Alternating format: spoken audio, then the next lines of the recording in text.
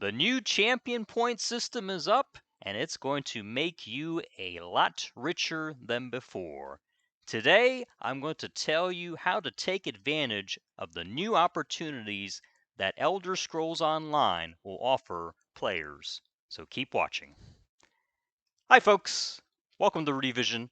Today, I'm going to talk about the new champion point system and how there are certain aspects of it that will make you richer than before. So let's get right into it. First off, when you get to the champion point system, you want to look at the green tree. Green tree is the money tree, as they say, and this is the tree that will make you richer in the game. Now, depending on how many champion points you have, will depend on whether you can take advantage of a lot of the opportunities that are allotted in this new system. If you have about 1,300 or more champion points like myself, then you can pretty much check mark off all these opportunities basically. I'm able to do most of them. There's ones that I've ignored because it's not to my interest anymore, but I'm going to go through them one by one here. But let's take a look at the first one here. Okay, this one is called Gilded Fingers. Okay, it is going to give you an increase of 10% gold across the board. So, whatever you do in the game, you're going to get 10% gold if you put the full amount of points in this bad boy. So, definitely, this should be on your checklist for the green tree. Next off, I've gone extensively into this on my channel, and I have a lot of videos on this. But if you do thieving runs, pay attention to this because this is very important. This new passive, you put 25 points in this, it's going to give you an increased value of the fence items by 25%. That is huge because you get so much good stuff when you're doing thieving runs, and a lot of times when I do a thieving run in about an hour, I'll get typically about 40 blue treasure items here and there with an occasional purple. The blues, the flat rate on a blue is about 250, and the flat rate on the purple is about 1500. So with this 25% bonus, and then you combine that with haggling, because you can combine the two of them, but one is on your skill point tree and the other your champion point tree, that significantly boosts the fenced items per day in terms of the amount you can get from those items. So very important. If you do thieving runs in the game, definitely put this on your check mark if you have the champion points to do it, because it's going to help you tremendously. And another one, this one is for pickpocketing. This will increase your probability of getting better items for your pickpocketing. I've mentioned this before when I was doing my thieving run videos that there are certain nobles within the capital cities or wherever you go. And once you pickpocket a noble, you have a big chance of getting a valuable item. So keep that in the back of your mind. This is another one that's good to have. Not necessarily the best one to have. It's not like the infamous one, but the cut purse art, very good to have. Especially if you're doing the Morrowind area and you're doing a lot of pickpocketing for those motifs. I got a whole video on that as well on my channel, so you can check it out as well. But this works excellent on that.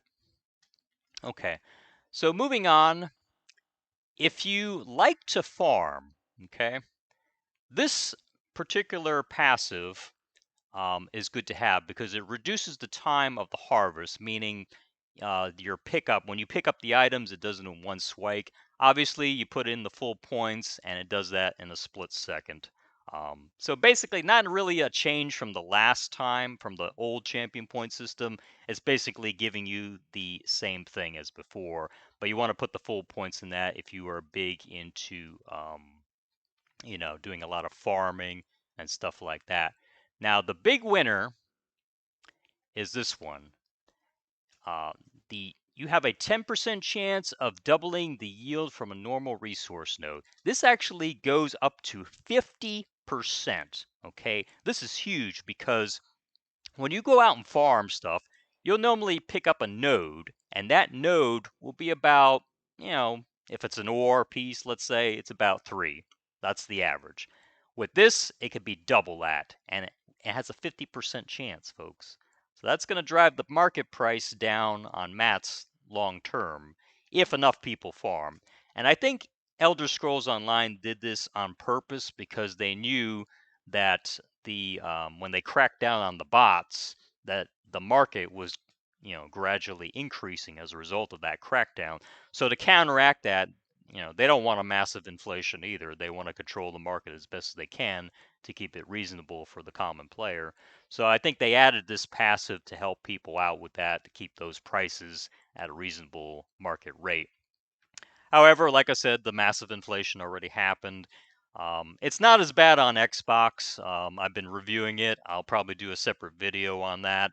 But long story short, people were better prepared on Xbox One than they were on the PC in terms of the market inflation. I think we all learned our lesson from the PC people, and we took the warning seriously, and a lot of people prepared for that. And I think that's why the perfect row price wasn't as huge as the PC market price, because we were better prepared. We knew it was coming. That being said, let me get into the fishing one, because this is a big one here. Okay. Now, this is not going to increase your row chances. This basically decreases the time it takes to fish. I'll give you an example. When I was fishing in the game, and I don't really fish anymore. I do it here and there if I want to, but it's very long and boring to do. But if you like fishing, it'll typically take anywhere from 20 seconds to 30 seconds just to get one fish. Let me say that again. 20 to 30 seconds just to get one fish, okay? With this passive, that reduces the time by 25%. So that is another huge one, because, like I said, to get 100 fish in the game takes about an hour. And with 100 fish that you chop up, you usually will get one perfect row out of it. Usually, I say. It doesn't always happen that way. But usually, those are the stats.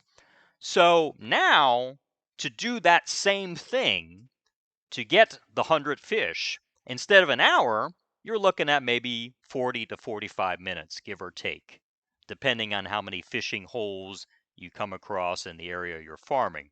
But this is a big one because it really dramatically cuts down on the time to fish, and putting the full points in this will help you tremendously in getting a lot of fish. And right now the market's booming on the perfect row, so it's a great time to fish. And if you utilize this passive, you can do a whole lot of fishing at a lot less time. So definitely keep this passive in mind if you do a lot of fishing. Now, there's another fishing passive. I'll briefly get into this. This one I only recommend if you don't have the Master Angler. If you already have Master Angler, it's pointless in my opinion to do it, because it just increases the quality of the fish. Meaning you'll get a blue fish, or you'll get a purple if you're doing, Rothgar, if you're trying to get the purple fish out there.